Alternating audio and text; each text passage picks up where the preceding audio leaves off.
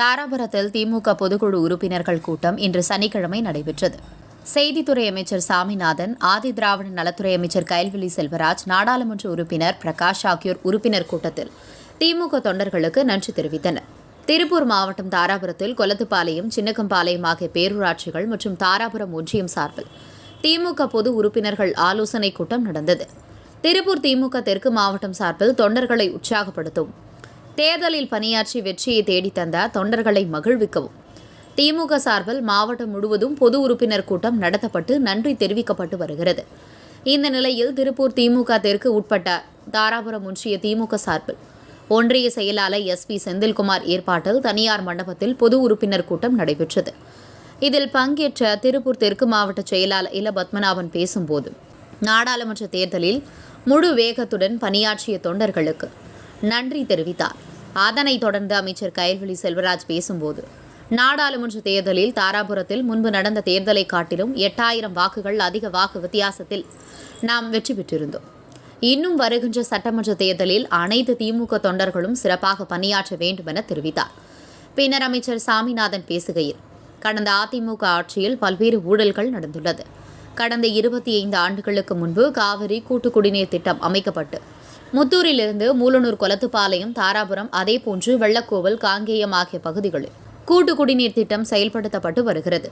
இது திமுக ஆட்சியில் நான் சட்டமன்ற உறுப்பினராக பொறுப்பேற்றவுடன் போடப்பட்ட திட்டம். இத்திட்டத்தை அதிமுகவினர் முறையாக செயல்படுத்தவில்லை. போலி மோட்டார் பொருத்தியும் பொய் கணக்கு எழுதி வந்துள்ளனர். மீண்டும் நமது ஆட்சி வந்துள்ளது. அதனால் எந்த முறைகேடும் இல்லாமல் பழுதடைந்த பழைய மோட்டார்களை மாற்றிவிட்டு புதிய மோட்டார்கள் மற்றும் புதிய குழாய்கள் அமைக்கும் பணி நடைபெற்று வருகிறது. மேலும் இதற்காக 71 கோடி ரூபாய் நிதி கேட்கப்பட்டுள்ளது. மேலும் தளபதி ஸ்டாலின் அவர்களும் உதயநிதி ஸ்டாலின் அவர்களும் பொதுமக்களின் குறைகளை கேட்டறிந்து அதற்கு உடனடியாக நிவர்த்தி செய்து தர வேண்டும் என அமைச்சர்களுக்கு ஆணையிட்டுள்ளார். அதனால் இலவச வீட்டுமனை பட்டா, முதியோர் உதவித்தொகை மற்றும் மக்களின் எந்த பிரச்சனையாக இருந்தாலும் உடனடியாக தீர்வு காணப்பட்டு வருகிறது. திமுக ஆட்சியில்தான் என இவ்வாறு பேசினார். இதில் பலரும் கலந்து கொண்டு சிறப்பித்தனர். உங்கள் பகுதியில் உடனுக்குடன் முக்கிய செய்திகள் உங்கள் விரல் நுனியில் காண எங்கள் தவசி நியூஸ் 24 சேனலை காண தவறாதீர்கள். உங்கள் தாராபுரம் செய்தியாளர் முனியப்பனுடன் உங்கள் தவசி ரமேஷ்.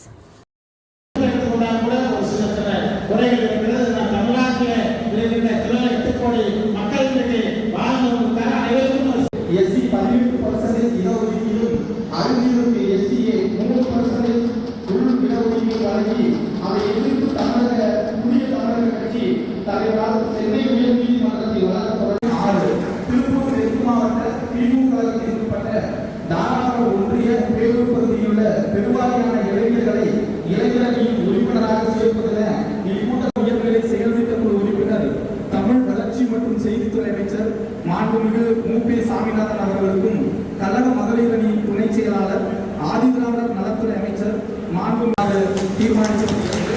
தீர்மானம் 3, நடந்து முடிந்த ஈரோடு நாடாளுமன்ற தொகுதியில் இந்திய கூட்டணி கட்சி சார்பில் போட்டியிட்டு முப்பெரும் விழா நிகழ்ச்சியில் சிறப்பாக நடத்திட ஏதுவாக அனைத்து ஏற்பாடுகளையும் கழக தோழர்கள் ஒத்துழைப்போடும் பொதுமக்கள் பங்களிப்போடும் சீர்மிகு நிகழ்ச்சியாக கொண்டாடி சமுதாயத்திற்கு பயன்படும் வகையில் ஏழை எளிய மக்களுக்கு நலத்திட்ட உதவிகள் வழங்கியும், பள்ளி கல்லூரி மாணவ மாணவியருக்கு பேச்சு போட்டி, கட்டுரை போட்டி, கவிதை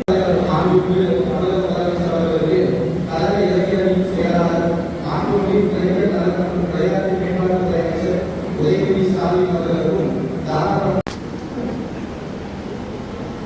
திருப்பூர் தெற்கு மாவட்டம் தாராபுரம் ஒன்றிய கழக பேரூர் கழக பொது உறுப்பினர் கொண்ட தீர்மானத்தை ஏகமனதாக அரசை எழுதி கருப்புசாமி, அரவிந்தன்